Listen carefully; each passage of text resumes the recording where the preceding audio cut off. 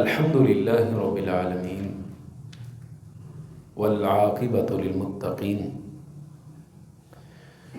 اللہم صلی علی محمد وعلی آل محمد کما صلیت علی ابراہیم وعلی آل ابراہیم انک حمید مجید اللہم بارک علی محمد وعلی آل محمد کما بارکت علی ابراہیم وعلی آل ابراہیم انک حمید مجید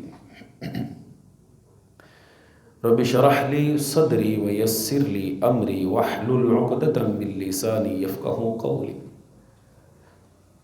سبحانک لا علم لنا الا ما علمتنا انک انت العلیم الحکیم۔ زکوٰۃ کے حوالے سے احادیث آپ سماعت فرما رہے ہیں۔ زکوٰۃ کی مختلف صورتیں ہیں، سونا چاندی کی، اونٹوں کی، بکریوں کی، گائے کی، اسی طرح کھجوروں کی بھی زکوٰۃ ہے، لیکن اس کا عشر ہے 10واں حصہ۔ اس کا طریقہ کار یہ ہوتا ہے کہ کھڑے درخت کا اندازہ لگانا ہے اور جتنا اس کے اوپر پھل موجود ہے اندازہ لگانے والے اندازہ لگا لیتے ہیں، وہ جتنا کا اندازہ لگائے گا اس سے 1/3 چھوڑ کر، یعنی اگر 100 کلو ہے تو 33 کلو چھوڑ کر باقی کا اندازہ لگا کر اس میں سے عشر وصول کر لیا جائے گا۔ باب ہے خرص التمری، کھجوروں کا درختوں پر ہی اندازہ لگانا۔ عن ابی حمید الساعدی رضی اللہ عنہ، سیدنا ابو حمید الساعدی رضی اللہ تعالی عنہ بیان کرتے ہیں کہ غزونا مع رسول اللہ صلی اللہ علیہ وسلم غزوۃ تبوک، ہم نے رسول اللہ صلی اللہ علیہ وسلم کی معیت میں غزوہ تبوک میں حصہ لیا۔ آپ کو پتہ ہے کہ یہ غزوہ تبوک جو ہے نا، یہ اس موسم میں ہوا ہے جب پھل بالکل پک چکا تھا۔ 11ویں پارے میں اس کا تذکرہ موجود ہے۔ 11ویں پارے کا آغاز ہی اسی چیز سے، حتیٰ کہ منافقین نے آ کے بہانے لگائے اس ڈر سے کہ کہیں ہمارا پھل نہ ضائع ہو جائے۔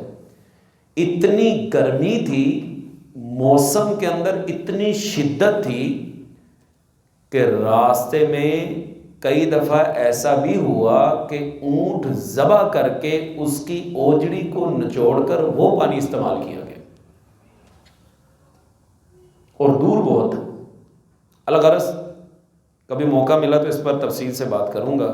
اس میں ہی وہ 3 صحابہ کا بھی تذکرہ ہے، حضرت کعب بن مالک رضی اللہ تعالیٰ عنہ کا بھی تذکرہ ہے، جو اس غزوے میں پیچھے رہ گئے تھے، اور ان کے ساتھ باقاعدہ جب نبی علیہ الصلوۃ والسلام واپس آئے، ان کے ساتھ ہم کلام ہونا بھی چھوڑ دیا گیا تھا، حتیٰ کہ رسول اللہ صلی اللہ علیہ وسلم نے حضرت کعب کو یہ حکم دیا تھا کہ تم اپنی بیوی سے بھی علیحدگی اختیار کر لو۔ یہ مسجد میں جاتے ہیں، ان سے کوئی سلام نہ لیتا، اپنے کزن کے پاس جاتے کوئی سلام نہ لیتا۔ فرماتے ہیں زمین کھلی ہونے کے باوجود میرے اوپر تنگ ہو گئی۔ ایک آدمی اپنے گھر میں جائے، اسے کوئی سلام ہی نہ لے، وہ بازار میں جائے، اس سے کوئی منہ نہ لگائے، وہ مسجد میں آئے، کوئی اس کے ساتھ کلام ہی نہ کرے۔ زمین کھلی ہے لیکن وہ کہتا ہے یار میرے اوپر تنگ ہو گئی، زمین میرے اوپر تنگ ہو گئی۔ یہ بڑی عجیب کیفیت سے گزرے تھے حضرت کعب بن مالک، اور پتہ ہے اس کا سبب کیا بنا تھا؟ اس کا سبب یہ بنا تھا کہ انہوں نے سچ بولا تھا۔ منافقین نے آ کے بہانے کیے، انہوں نے آ کے سچ صحیح بتا دیا کہ اللہ کے رسول صلی اللہ علیہ وسلم بات یہ ہے کہ مجھ سے سستی ہوگی۔ تو آپ نے فرمایا تھا کہ تیرا معاملہ اللہ کے سپرد ہے۔ قصہ مختصر، اللہ تعالیٰ نے پھر ان کے لیے توبہ کی آیات نازل کی، اور جس ساتھی نے آ کے ان کو خوشخبری دی تھی، انہوں نے اپنی وہ قمیض جو پہنی ہوئی تھی وہ اتار کے اس کو گفٹ میں دے دی، اور رہتی دنیا تک کے لیے اللہ نے ان کا تذکرہ قرآن پاک کے اندر 11ویں پارے میں سورۃ توبہ کے آخر میں جا کے تذکرہ کیا ہے۔ لقد تاب اللہ علی النبی والمہاجرین والانصار الذین اتبعوہ فی ساعۃ العسرہ۔ حتیٰ کہ اللہ تعالیٰ نے اسی ضمن میں آگے فرمایا یا ایھا الذین آمنوا اتقوا اللہ وکونوا مع الصادقین، اے ایمان والو اللہ سے ڈر جاؤ اور سچوں کا ساتھ دو، سچوں میں سے ہو جاؤ۔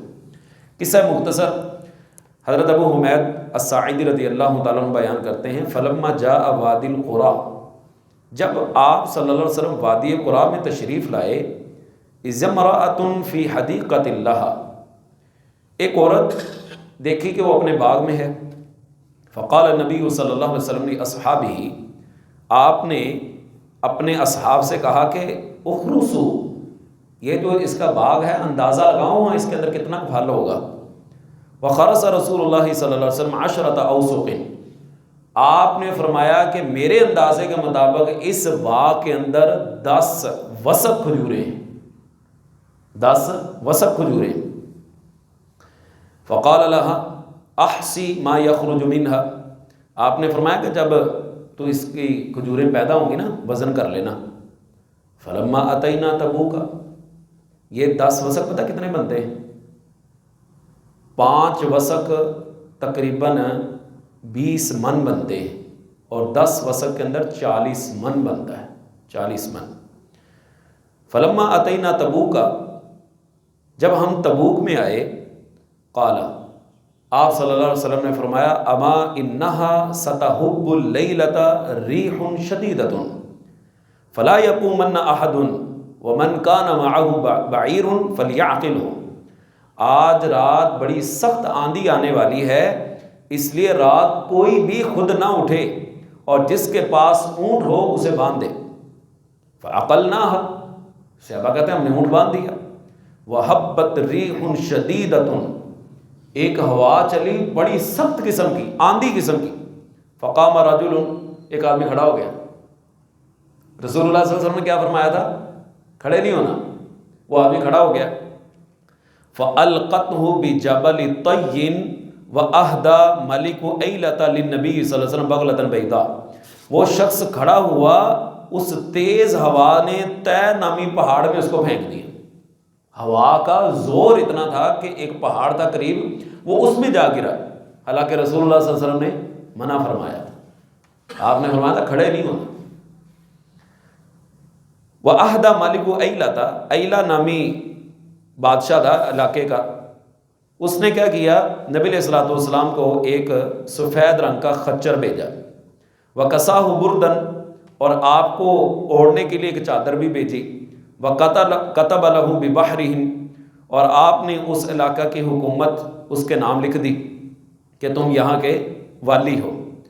فلما اتا وادی القریٰ، جب آپ واپس وادی قریٰ میں آئے، قال للمرأة، آپ نے فرمایا اس عورت سے، ہاں بھائی بتاؤ، کم جاءت حدیقتک، تیرے باغ میں سے کتنا پھل نکلا ہے؟ قالت 10 اوسق، 10 وسق نکلے۔ خرس رسول اللہ صلی اللہ علیہ وسلم، اللہ کے رسول صلی اللہ علیہ وسلم نے یہی تو اندازہ بتایا تھا، یعنی جتنا اللہ کے رسول صلی اللہ علیہ وسلم اندازہ بتا کے گئے تھے اتنا ہی پھل اس کے باغ میں سے نکلا۔ فقال النبی صلی اللہ علیہ وسلم انی متعجل الی المدینہ، بھائی میں تو مدینہ کی طرف جلدی جانا چاہتا ہوں، فمن اراد منکم ان یتعجل معی فلیتعجل، اور جو میرے ساتھ مدینہ طیبہ میں جلدی جانا چاہتا ہے وہ جلدی کر لے۔ فلما قال الراوی کلمۃ معناها اشرف علی المدینہ، راوی کہتے ہیں اس کا معنی یہ ہے کہ جب آپ طابہ دیکھا یعنی مدینہ دیکھا، قال، آپ نے فرمایا ہذہ طابہ، یہ مدینہ شہر طابہ ہے۔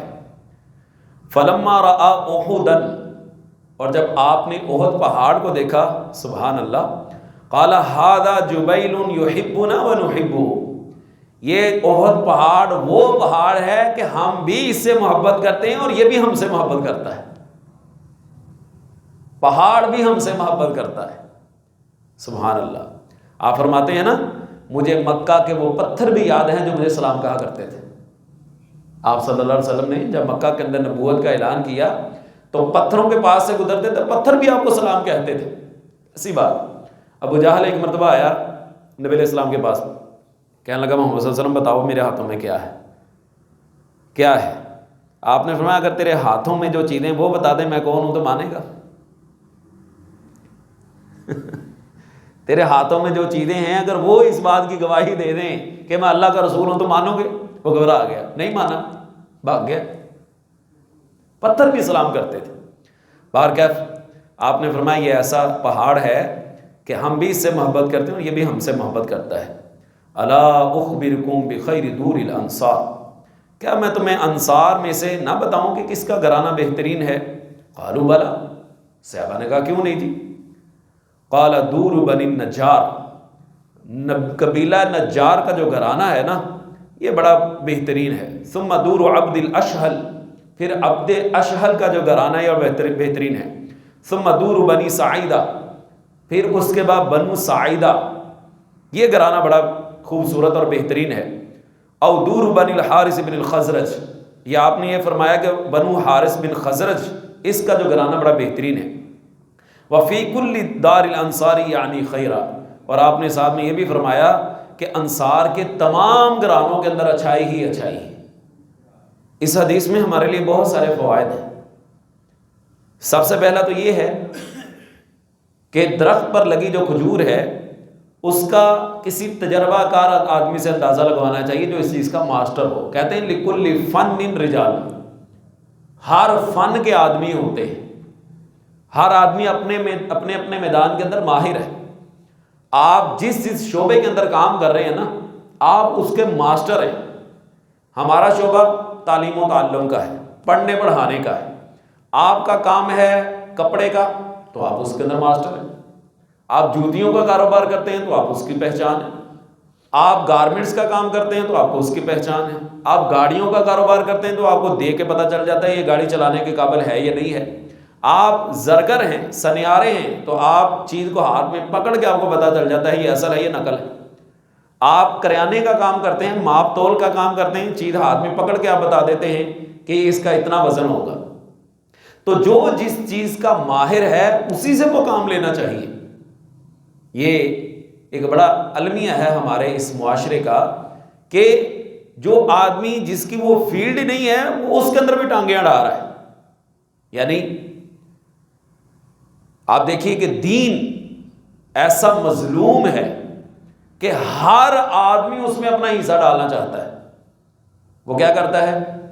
وہ ایک عدد موبائل لیتا ہے، سٹینڈ لیتا ہے اور اپنی ویڈیو بنا کے لگائی جاتا ہے اور سمجھتا کہ جو دین میں نے سمجھا ہے یہی حرف کل ہے اور حرف آخر ہے، باقی تو سارے گمراہ ہیں۔ مجھے ممکن امید ہے کہ آپ میرا اشارہ سمجھ رہے ہو۔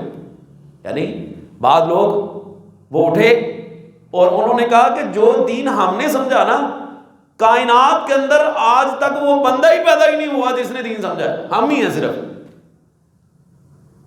وہ راحت اندوری تھا نا انڈیا کا شاعر، وہ ایک مشاعرہ پڑھتا ہے اور اس مشاعرے کے اندر نا ایک شعر ہے، وہ کہتا ہے کہ ہمارے منہ سے جو نکلے وہی سچ ہے میاں، ہمارے منہ میں تمہاری زبان تھوڑی۔ وہ ایک مکمل مشاعرہ ہے، اس کے اندر وہ باتیں کرتے کرتا کہتا ہے لگے گی آگ تو آئیں گے کئی گھر زد میں، یہاں پہ پھر صرف ہمارا مکان تھوڑی ہے۔ پھر آگے کہتا ہے جو آج صاحب منصب ہیں کل نہیں ہوں گے، کرائے دار ہیں سبھی ذاتی مکان تھوڑی۔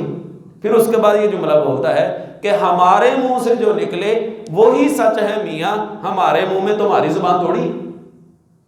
تو آج کل ہر آدمی یہ سمجھا بیٹھا ہے کہ جو میرے منہ سے بات نکل رہی ہے یہی سچ ہے، حالانکہ خطا کا امکان موجود ہے، غلطی ہو سکتی ہے، اور صاحب علم کی یہ ایک بڑی بات ہوتی ہے کہ اگر وہ کسی جگہ خطا کھا جاتا ہے تو وہ اپنی اس غلطی سے رجوع کرتا ہے، لیکن یہاں پہ رجوع والا کنسپٹ ہے ہی نہیں۔ پہلے کچھ کہتے ہیں بعد میں کچھ کہتے ہیں، آپس میں اپنی باتوں کا ہی پتہ نہیں چل رہا کہ پہلے کیا کہا اور آخر میں کیا کہا۔ انا للہ و انا الیہ راجعون۔ بہرکیف ایک تو ہمیں یہ پتہ چلتا ہے کہ ان کھڑی کھجوروں کا اندازہ لگوایا جائے گا اور اس اندازے کا 10واں حصہ بطور زکوٰۃ وصول کیا جاتا ہے، لیکن اس میں اس کی تیاری کے اوپر جو خرچہ آتا ہے، اس فصل کی تیاری کے اوپر جو خرچہ آتا ہے وہ پہلے نکال لیا جائے گا، پھر اندازہ لگایا جائے گا اور اس میں سے 10واں حصہ وصول کیا جائے گا تاکہ اس کے اوپر زیادتی نہ ہو۔ دوسری بات ہمیں یہ پتہ چلتی ہے کہ نبی کریم صلی اللہ علیہ وسلم نے ہمیں جو فرما دیا ہے وہ عین حق ہے، اور ہمیں اسے من وعن تسلیم کرنا چاہیے. اس کے اندر حجتیں نہیں تلاش کرنی چاہیے، اس کے اندر بہانے نہیں تراشنے چاہیے، بلکہ آنکھیں بند کر کے ان پر عمل کرنا چاہیے. دیکھیں نا، آپ صلی اللہ علیہ وسلم نے پیشین گوئی کی تھی کہ آج رات آندھی چلے گی اور کوئی اٹھے نہ، لیکن آدمی اٹھا وہ، اور ہوا نے کس طرح اس کو طے نمی پہاڑ کے اندر پھینک دیا. نقصان ہو گیا کہ نہیں؟ اس لیے رسول اللہ صلی اللہ علیہ وسلم کی تعلیمات کو پس پشت نہیں ڈالنا چاہیے، بلکہ ان پر عمل کرنا چاہیے. اسی طرح آپ صلی اللہ علیہ وسلم نے اس باغ کا اندازہ لگایا اور بتایا کہ اس کے اندر اتنی کھجوریں پیدا ہوں گی، تو من وعن اتنی ہی کھجوریں وہاں سے برآمد ہوئی اور اتنی ہی پیدا ہوئی. سبحان اللہ، آپ صلی اللہ علیہ وسلم نے ایڈوانس بتا دیا تھا. اسی طرح آپ صلی اللہ علیہ وسلم کی مدینہ طیبہ سے محبت، مدینہ منورہ سے محبت. آپ کیا فرماتے ہیں؟ میں تو جلدی جلدی مدینہ جا رہا ہوں، جو جانا چاہتا میرے ساتھ آ جائے. احد پہاڑ سے محبت. حضرت امام مالک رحمہ اللہ جب کبھی عمرہ کرنے جاتے نا تو پہلی فرصت میں مدینہ واپس آ جاتے. لوگوں نے پوچھا ایسا کیا ہے؟ کہنے لگے تمہیں پتہ نہیں ہے نبی کریم صلی اللہ علیہ وسلم نے فرمایا ہے کہ تم میں سے جو مرنا چاہتا ہے وہ مدینہ میں مرے، میں مدینے میں مرنے والے کے لیے سفارش کروں گا.